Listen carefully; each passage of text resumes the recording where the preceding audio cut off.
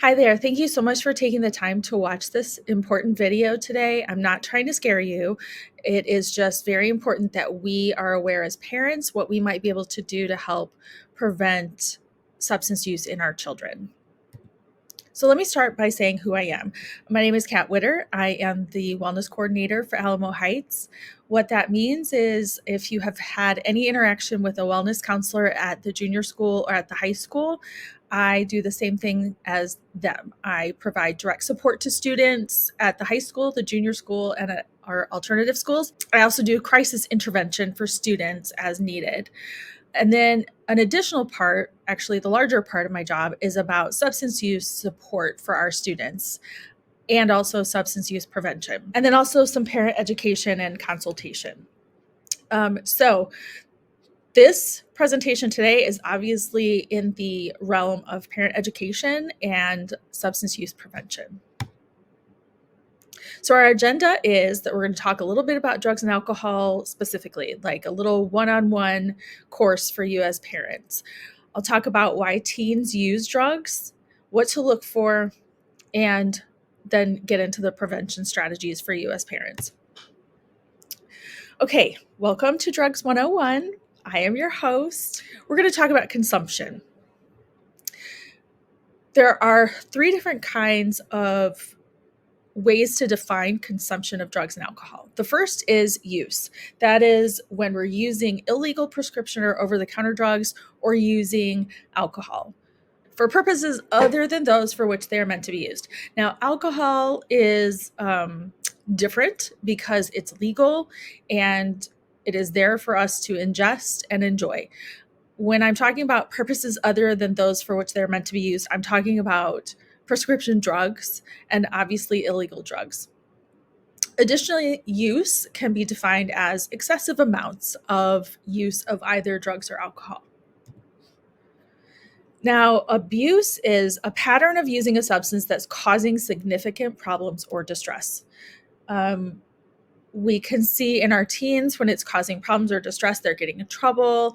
People are worried about them. Maybe even their friends are worried and reaching out to parents to say that they're concerned. But that's categorized as abuse.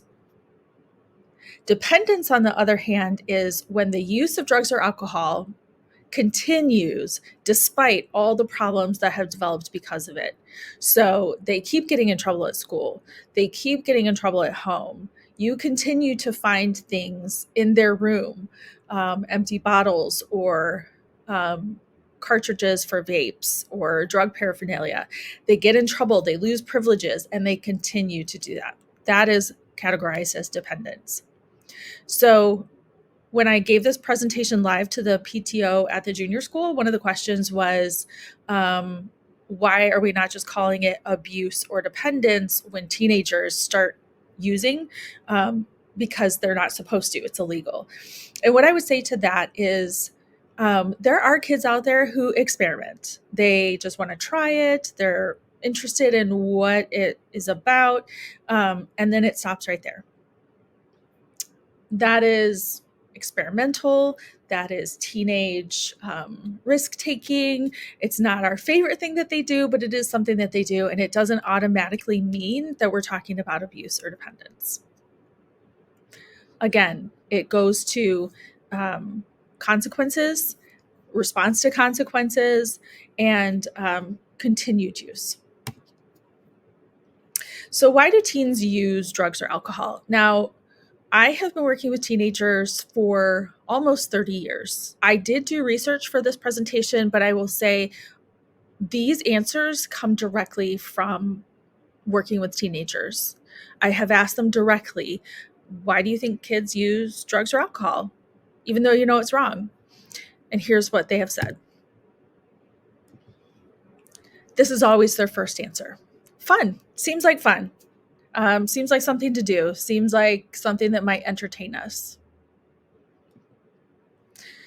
Building connection with peers, being a part of something is so important for adolescents. Like, we know that our kids love us, but when they get to be adolescents, we're just not as important in their life as their friends are.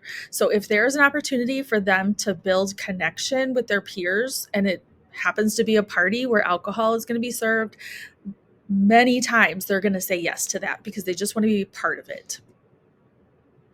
Creating memories. Now that's kind of attached to connection, but it's the idea that like we have this secret thing that we did. It was hilarious. We have pictures. It was so fun. Creating these memories. Kids right now have a phrase they call core memories. So that's a lot of what they're talking about is like, that's a core memory that we created together when we partied like that. Being bored is another reason that our kids are using drugs and alcohol. This generation really isn't bored. They are very scheduled. They are very organized. They're going from one activity to the next, one sports thing to the next. They have homework. They have AP classes. They are busy, busy, busy. That's great. It can keep them out of trouble. It can be so good for building really good habits and getting them ready for adulthood. But the flip side of that is they really do not know how to be bored. So when they're bored, they will reach for whatever is there, whatever they can do.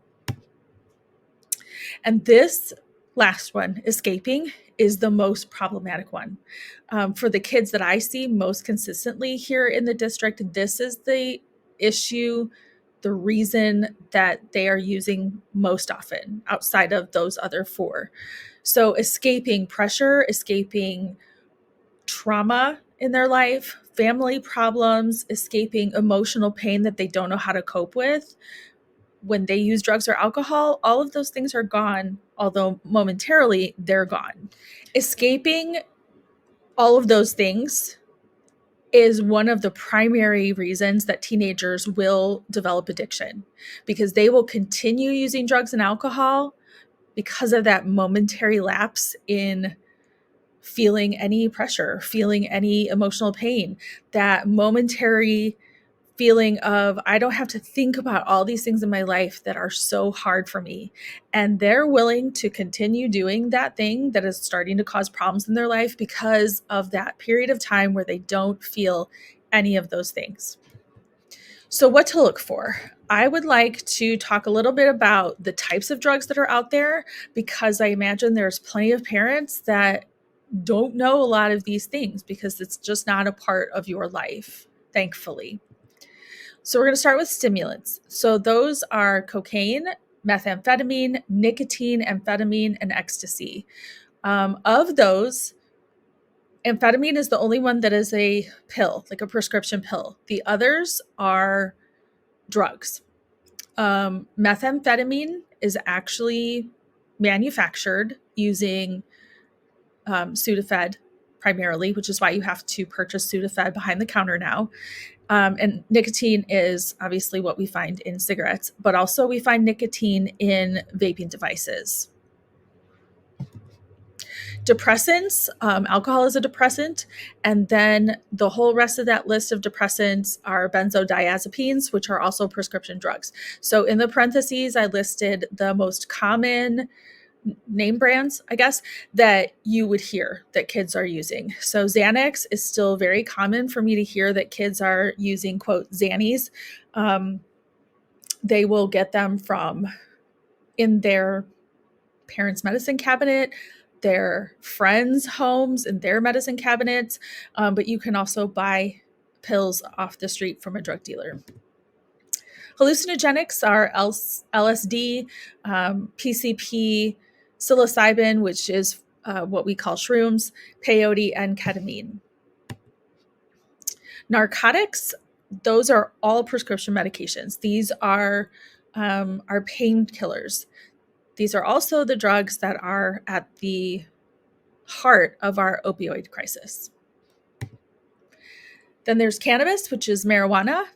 So with the marijuana plant, you have cannabis and you have the other side, which is the CBD, cannabinoids is what they're called. And those produce the same high effect of THC, but they're considered legal. And Delta 8, 9, 10, 11, 12, those are sold in stores. They're sold online. People can purchase those. They're obviously not legal for teens, but they can easily get their hands on those. What I will also say about those is Delta 9 is, it will show up on a drug test, but those other Delta forms will not show up on a drug test.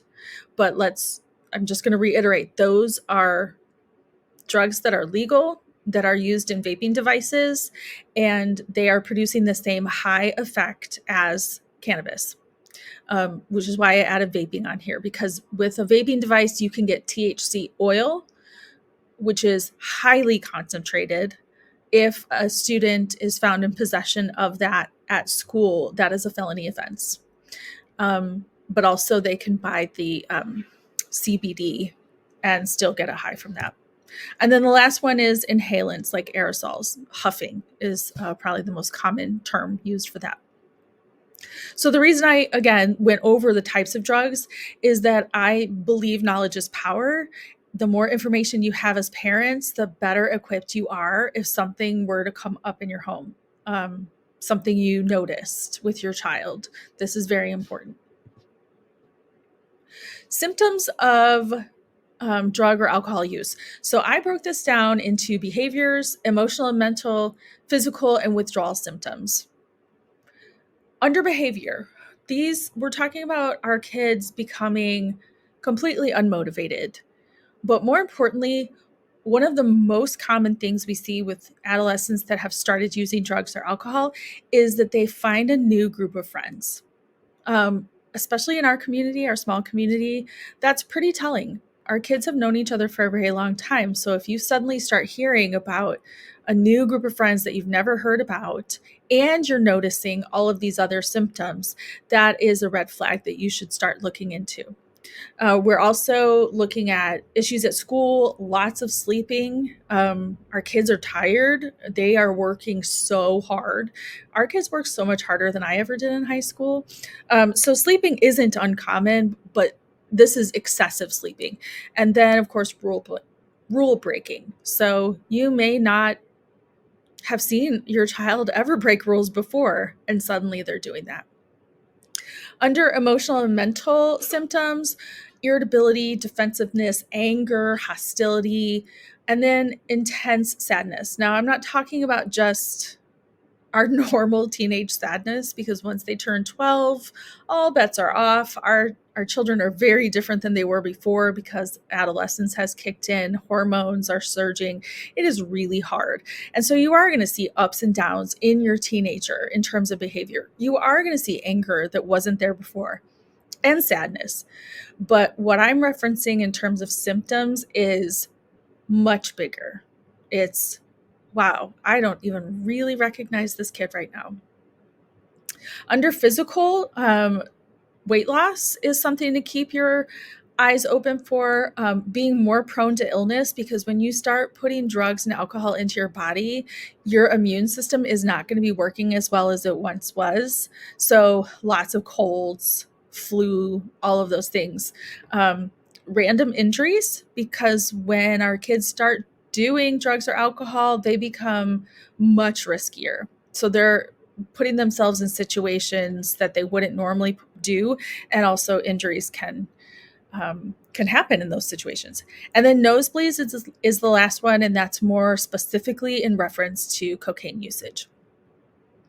I added withdrawal symptoms because sometimes we miss these symptoms. Sometimes it's just the symptoms weren't as big as we anticipated them to be, and it did look a lot like just normal teenage behavior. Shakiness, tremors, sweating, and flu-like symptoms are all things that withdrawal symptoms that happen when drug use is stopping.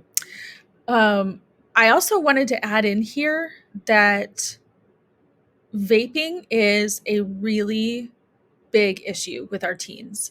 They are able to get these devices so easily, and if they're not vaping THC, then they're vaping nicotine. And the nicotine content in a vaping cartridge, cart as kids call it, or a vape pod, the nicotine content in that is equivalent to the nicotine content of 2 packs of cigarettes. So when kids go through one vaping device, or not device, when they go through one vaping pod, that's as if they smoke 2 packs of cigarettes. Nicotine is highly addictive to begin with, but with that high level of concentration, it's even more addictive in a vaping device. So you may not even know that your child is vaping. You can't smell it. It doesn't smell like cigarette smoke. It smells like fruit and cotton candy or coconut or something delightful and delicious, because vaping companies are marketing to teenagers. So they're making it colorful and fruity and wonderful. You may not know they're doing it, but if they decide internally that they are having a problem with vaping and that they want to quit, and they quit, you are definitely going to see these withdrawal symptoms. You're going to see sweating. They're actually going to be physically ill, as if they have the flu. Shaky, tremors. It's going to be really, really brutal for them. I've had teenagers talk about that withdrawal, and it was awful, like nothing they'd ever experienced before. Again, knowledge is power. I'm not trying to scare you. In terms of informing your children, helping them, here are the consequences of teen drug and alcohol use: mental decline, loss of trust, academic issues, legal problems, and then the worst would be addiction or death. So our kids don't pay attention to consequences. I often like to reference the lack of, frontal lobe development. So when they do something really dumb and parents say, "Why in the world would you do that?" If they say, "I don't know," that's actually an okay answer. They really don't know. They're impulsive. They make decisions on the fly. Seems like a good idea. It was fun. But in terms of drug use and alcohol use, it is so important that you talk to your kids about all of the consequences that are out there, just so that they know. This is also another way to look at symptomology. Loss of trust, though, tends to be a really big one for our kids. Our kids are good kids. They're wonderful children. They don't want to lose the trust of the people that they love the most and respect the most.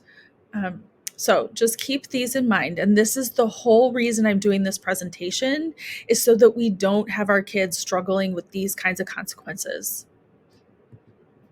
So this brings me to the meat of it: prevention tips for you as parents. I am going directly off of the 5 reasons that they use drugs and alcohol. That's the best way to prevent it. So if they're looking for fun, let's make sure there's time for fun in their life. Overscheduling is not good for our kids. There has to be time for them to just let loose and relax. But additionally, it's really important that parents model having fun without alcohol. I can't stress that enough. It is so important that parents model what it looks like to have fun without alcohol, because they are paying attention to what we're doing as much as they're paying attention to what we're saying.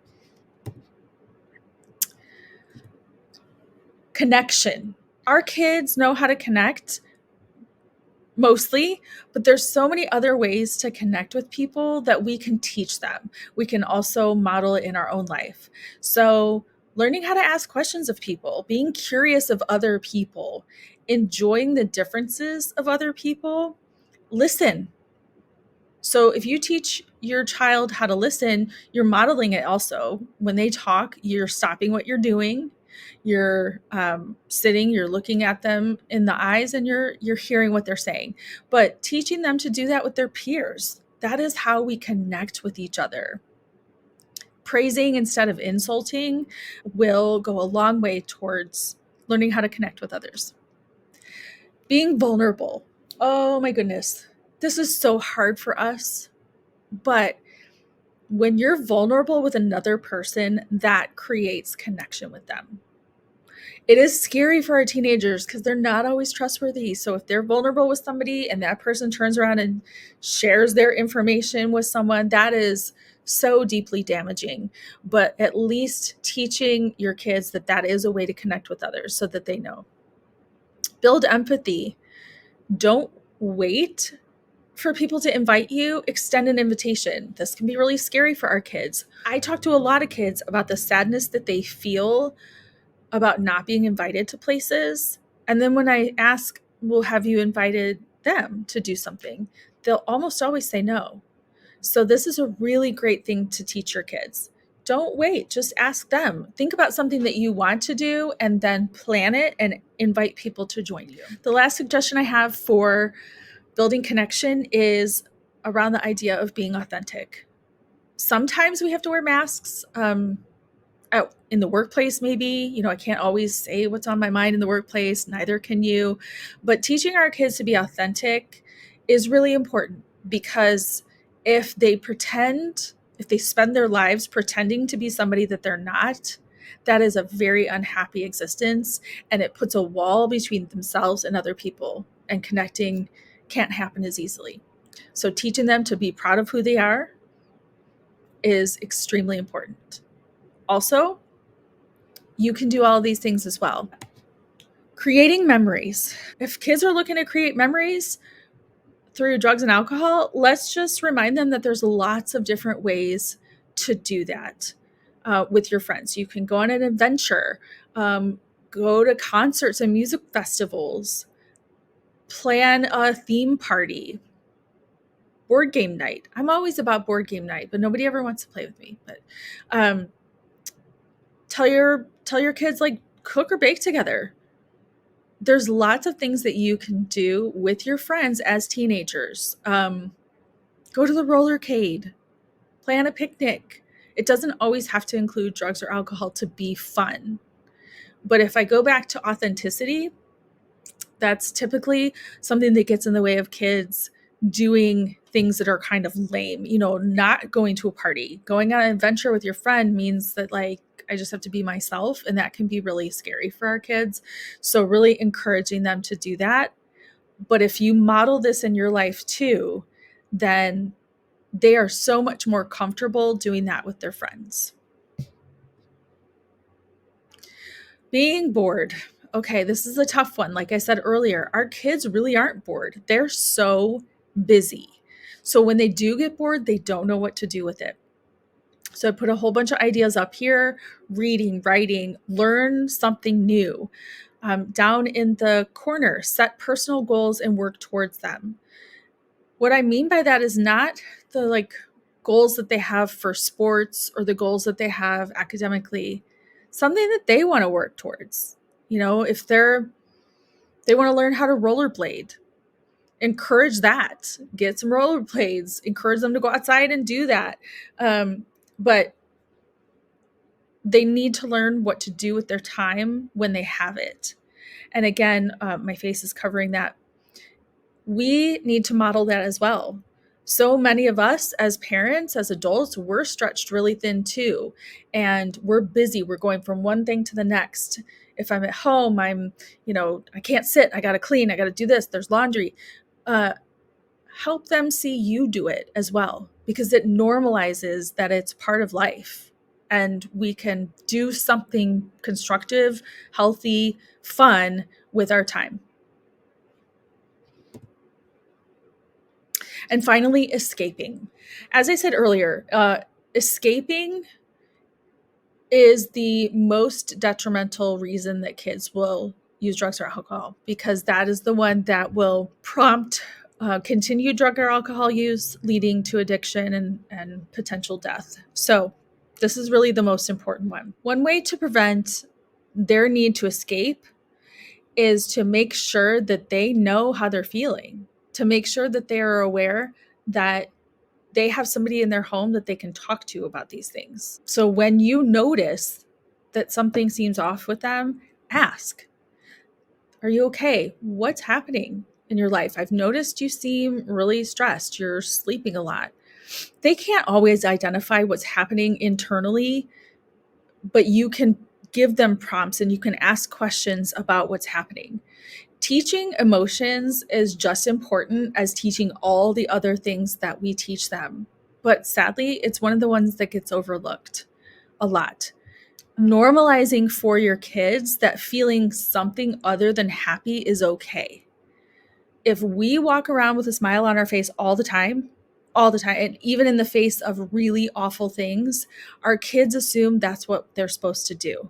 So then they don't come to us when they're feeling sad because they assume you don't ever feel it. Or I don't want to bother my parent because they seem overwhelmed and they don't seem like they can handle it. So I'm going to find another way to deal with these emotions.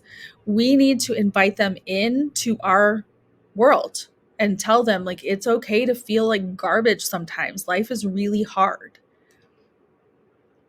Teaching coping skills is extremely important as well. So their feelings are real. They may not make a lot of sense to us sometimes. We might think that their sadness they're feeling over this breakup really shouldn't be that big of a deal because it was like a 2-month relationship, but their feelings are real.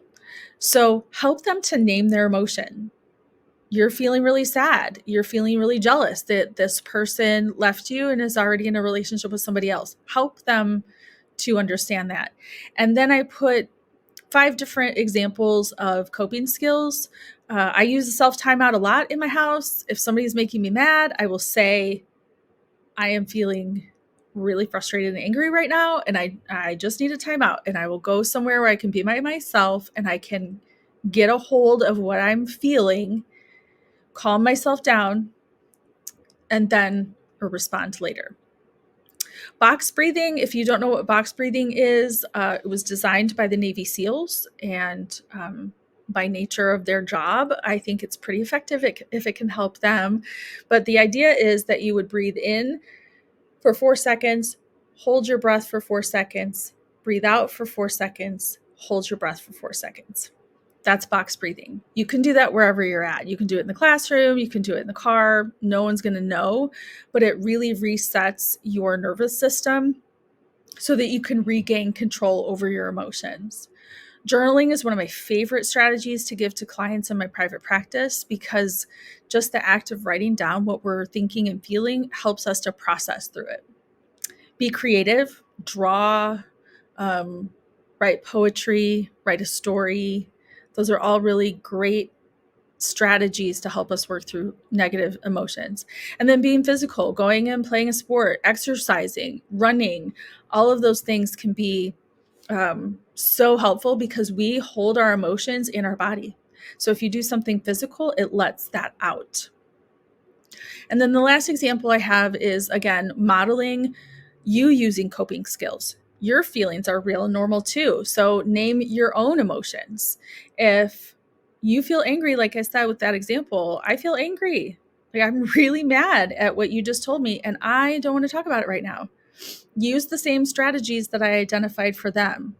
And then the one that you can't see is respond instead of react. That's really important. If I'm using coping skills with my own feelings, I am calming myself down first, getting to a good, healthy place, and then I'm responding. It's calmer, it's more logical, and we can have a good conversation about it.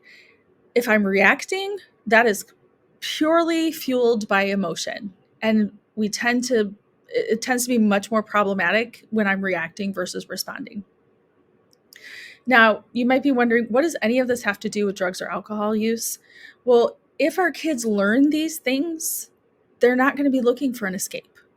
They're going to feel so much more in control over those emotions that can be really overwhelming, and they're not going to be looking for an escape.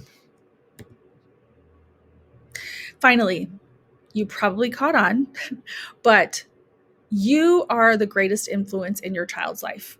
So if you're modeling the things that you want for them, that goes so much farther than anything teachers, mentors, anything that we can help your kids learn. You are the greatest influence in your child's life. And then I just wanted you to see some of the articles that I use to put this presentation together. Thank you so much for your attention. And if you have any questions, if you want to reach out, please check out this last slide that has contact information.